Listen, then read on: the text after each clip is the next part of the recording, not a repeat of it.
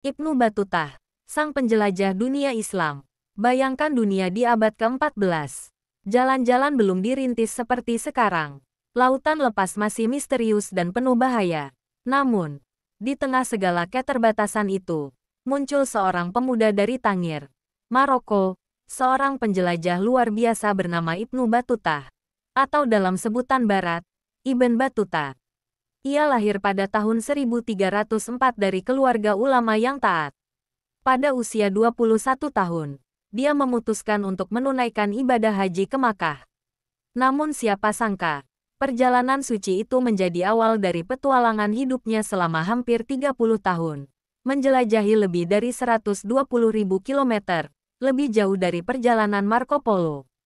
Ibnu Battuta tidak sekadar menjadi pelancong. Ia adalah saksi hidup dari berbagai budaya, kerajaan, dan peradaban dunia Islam, dan bahkan luar Islam, yang membentang dari Afrika Utara hingga Tiongkok.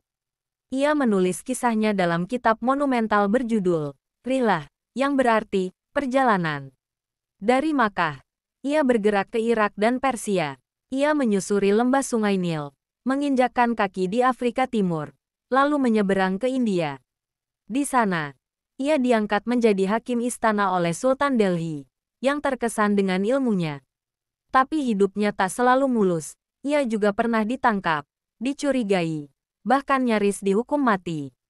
Ibnu Battuta melanjutkan perjalanannya ke Kepulauan Maladewa, Sri Lanka, dan akhirnya sampai ke Cina, mengunjungi pelabuhan-pelabuhan seperti Quanzhou. Ia mencatat kehidupan umat Islam di sana yang hidup berdampingan dengan budaya Tionghoa. Setelah mengelilingi hampir seluruh dunia Islam, ia kembali ke Maroko pada tahun 1354. Atas perintah Sultan Maroko, kisah perjalanannya disusun oleh penulis bernama Ibnu Juzai dalam buku yang kini menjadi warisan tak ternilai. Karyanya tak hanya memuat geografi dan budaya, tapi juga sejarah sosial yang hidup, tentang rakyat jelata, para raja, suku-suku asing, dan adat istiadat yang tak ditemukan di tempat lain.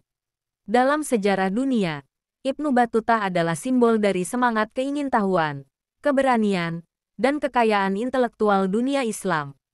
Berabad-abad sebelum pesawat dan peta modern, ia sudah menembus batas dunia yang dianggap tak terjangkau.